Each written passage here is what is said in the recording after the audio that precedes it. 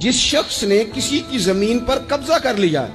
اور سامنے والا مجبور تھا، تنگ دست تھا، کمزور تھا، وہ اتنی نہیں رکھتا تھا کہ وہ بندوقیں اور پسٹل اور گھنڈے اور بھتا خور بندے لے کے آئے اور اپنا قبضہ چھڑوا لے، تو نے لے لیا، ہو گئی بات، لوگوں کو تو نہیں پتا، پر رب تو غافل نہیں ہے نا۔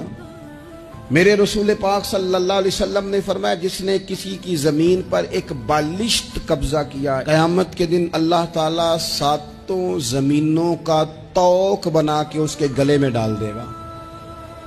اس کی گردن ٹوٹے گی، جھکے گی، وہ کہے گا مالک یہ تکلیف تو فرمایا دنیا میں تجھے شوق پڑا تھا نا زمینوں پر قبضے کا، تو رکھنا ساری ہی اپنے پاس،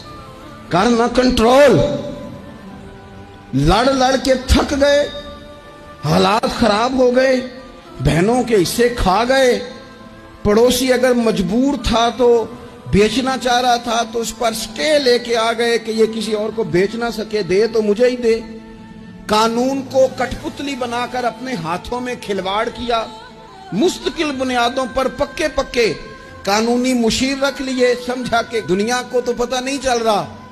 تو وَلَا تَحْسَبَنَّ اللَّهَ غَافِلًا عَمَّا يَعْمَلُ الظَّالِمُونَ، رب تو ظالموں کے کاموں سے بے خبر نہیں ہے، اللہ تو بے خبر نہیں۔